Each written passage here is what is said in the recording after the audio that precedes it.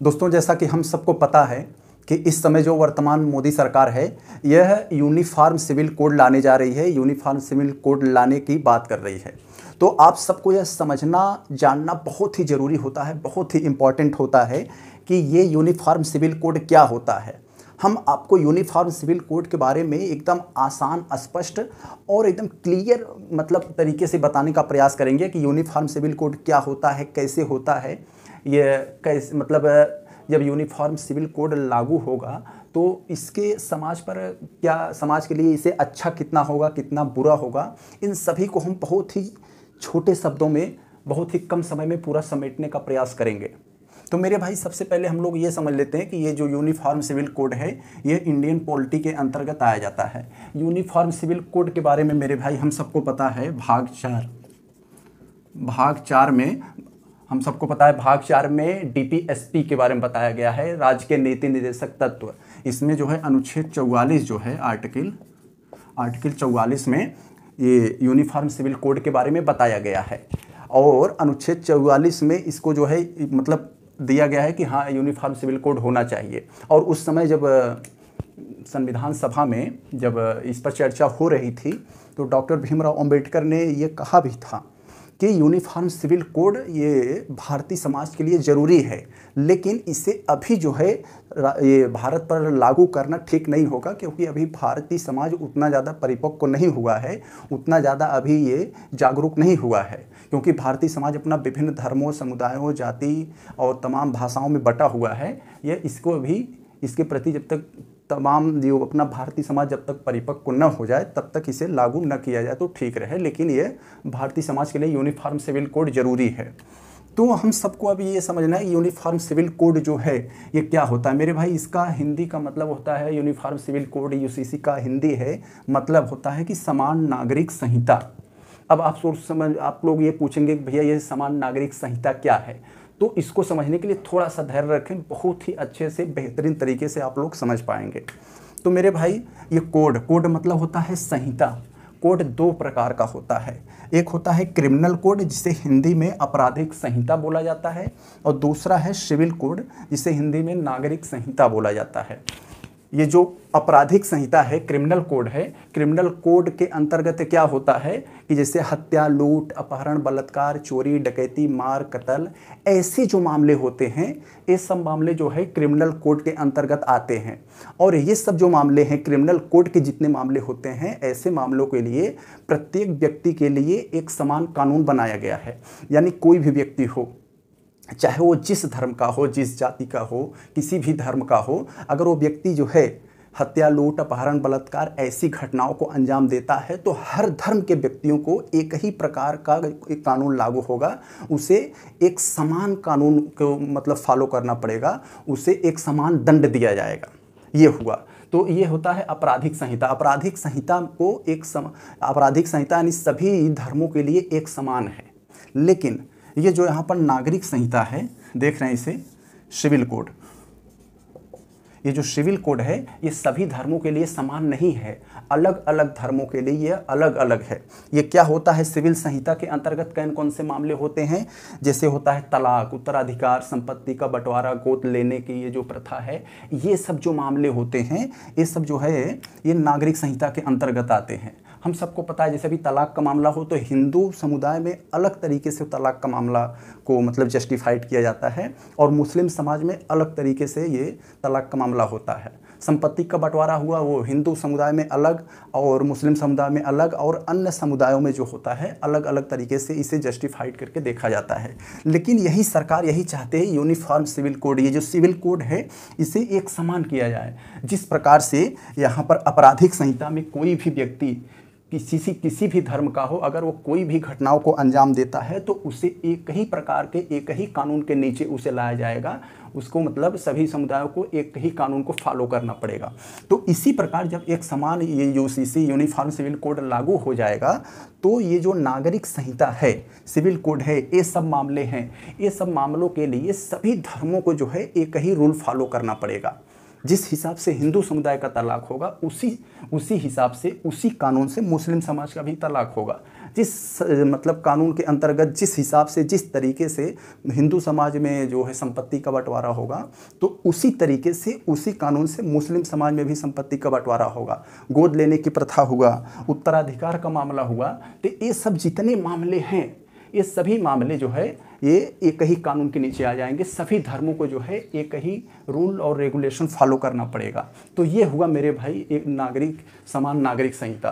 तो जब यूसीसी यहाँ पर लागू हो रहा है, तो जैसे अभी मैंने बताया कि जिस प्रकार से ये आपराधिक संहिता एक समान है, जब यूसीसी लागू हो जाएगा तो उसी प्रकार से ये नागरिक संहिता भी एक समान हो जाएगा। तो यही है समान नागरिक संहिता, यूनिफॉर्म सिविल कोड।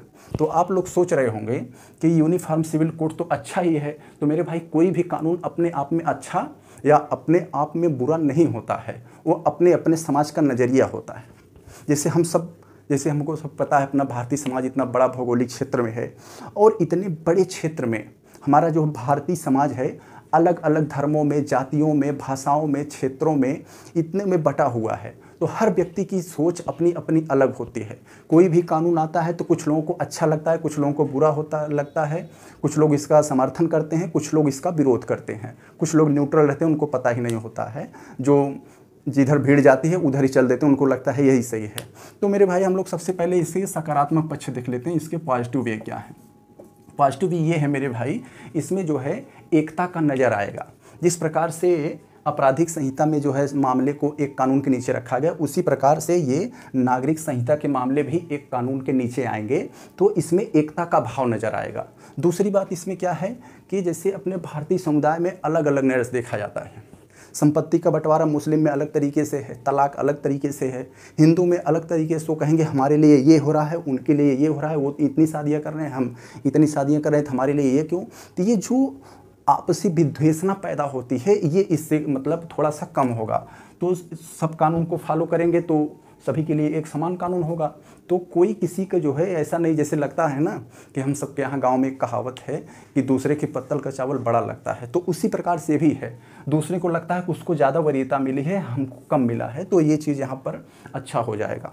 तो ऐसे ही कुछ और हो सकते हैं यहाँ पर जो ये सकारात्मक नज़र आएगा। देश की जो है एकता को यहाँ पर दिखाया जाएगा कि हाँ सभी समुदायों के लिए एक कानून है, किसी के लिए अलग अलग नहीं है। तो इसी प्रकार अगर हम लोग इसके नकारात्मक पक्षों को अगर देखें मेरे भाई, नकारात्मक पक्ष ये है कि इसका विरोध क्यों कर रहे हैं लोग। स्वाभाविक सी बात है, कोई भी कानून है तो विरोध होगा ही। तो विरोध इसलिए हो रहा है मेरे भाई कि हम लोगों को पता है कि हम सभी को एक स्वतंत्रता का अधिकार दिया गया, उसमें सभी मतलब अल्पसंख्यकों को धार्मिक और अपनी संस्कृति का अधिकार है। तो अपने धर्म और संस्कृति का जो अधिकार दिया गया है, अल्पसंख्यकों को लगेगा कि हमारी धार्मिक और सांस्कृतिक पहचान को नष्ट किया जा रहा है, हमारी परंपरा की जो परंपरा के मतलब जो परंपरावादी जो अपना जो धार्मिक और सांस्कृतिक पहचान है, इसको मिटा रही है सरकार। तो उनको लगेगा कि हमारा ये है, इसलिए वो विरोध करेंगे। तो ये एक तो मतलब उनको अपना धार्मिक और सांस्कृतिक पहचान मिटने का खतरा मंडरा रहा है। और दूसरी बात, उनको लग रहा है कि ये सिर्फ हमारे ऊपर अन्य धर्मों यानी हिंदू बाहुल्य क्षेत्र है भारत, तो अन्य अल्पसंख्यकों को लगेगा कि हमारे ऊपर ये जो हिंदूवादी परंपरा को ज़बरदस्ती थोपा जा रहा है। तो इसलिए इन सबको यह भी डर है कि हिंदूवादी परंपरा हमारे ऊपर थोप दिया जाएगा और हमारी पहचान को, हमारी संस्कृति को, हमारी धार्मिक पहचान को मिटा दिया जाएगा। तो ये यहाँ पर देखने को उनको डर है। अगर मेरे भाई ऐसे ही और यहाँ पर मामले हैं जिसको उनको खतरा अल्पसंख्यकों को लग रहा है कि हमारे लिए यह जो है हमारी धार्मिक और सांस्कृतिक पहचान को मिटाया जा रहा है। अगर हम लोग थोड़ा सा यहाँ निष्कर्ष के बारे में देख लें मेरे भाई, निष्कर्ष यहाँ पर क्या कह रहा है। निष्कर्ष ये होना चाहिए कि ये जो एक समान नागरिक संहिता है, यूनिफॉर्म सिविल कोड है, यह भारतीय समाज के लिए अच्छा है।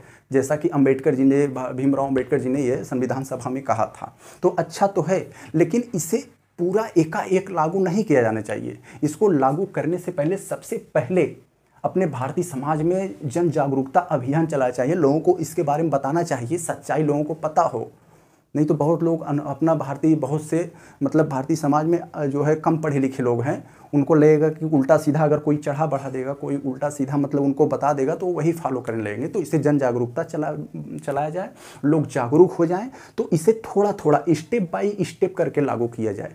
एक ही बार में लागू कर देंगे तो कोई भी चीज़ होती है ना, एकाएक होता है तो ज़्यादा कष्ट होता है, धीरे धीरे अगर होता है तो उनको पता नहीं चलता और चीज़ें जो है अच्छे से सेटल भी हो जाती हैं। तो इसमें निष्कर्ष में हम क्या लिख सकते हैं मेरे भाई, इसको स्टेप बाय स्टेप लागू किया जाए। दूसरा हम निष्कर्ष में यह कह सकते हैं कि मतलब सभी धर्मों से सभी हर, क्योंकि मेरे भाई आप एक चीज़ याद रखना, आपको पता भी होगा कि कोई भी धर्म न तो पूरी तरीके से अच्छा है, न तो कोई भी धर्म पूरी तरीके से बुरा है, या ऐसा माना जाता है। तो अच्छाइयाँ सभी धर्म में हैं, बुराइयाँ भी सभी धर्म में मौजूद हैं। तो सभी धर्मों में जो अच्छाइयाँ हैं उनको निकाल कर एक जगह फेंट लें, और फेंट कर तब इसे जो है मतलब लागू किया जाए मिक्सर। हमारे कहने का मतलब है सभी धर्मों से अच्छाइयाँ अगर ग्रहण करके उसको हिसाब से जब कानून बनेगा तो सभी धर्मों का यहाँ सम्मान होगा। सभी धर्मों को लगेगा कि हमारे धर्म का मतलब सम्मान किया गया है, हमारे धर्म से कुछ मतलब चीज़ें हटाई गई हैं, तो हमारे धर्म से ही कुछ चीज़ें यहाँ पर जोड़ी गई हैं। तो सभी धर्मों के यहाँ लगने लगेगा कि हाँ, कि हमारे धर्मों का भरपूर ख्याल रखा गया है, ज़बरदस्ती कोई दूसरे धर्म की जो है हमारे ऊपर थोपा नहीं गया है। तो ये चीज़ें उनको जो है महसूस कराना होगा, क्योंकि हम सब जब अच्छी चीज़ों को मतलब सभी धर्मों से अच्छाइयों को निकाल कर उसको एक कानून के नीचे लाएंगे तो ये भारतीय समाज के लिए अच्छा होगा। तो हम लोगों ने देख लिया मेरे भाई कि ये अपना यूनिफॉर्म सिविल कोड के बारे में देखा कि मतलब इसके क्या है, और इसके पक्ष और विपक्ष के बारे में हम लोग देख लिए। तो हम लोग मिलते हैं नेक्स्ट टाइम।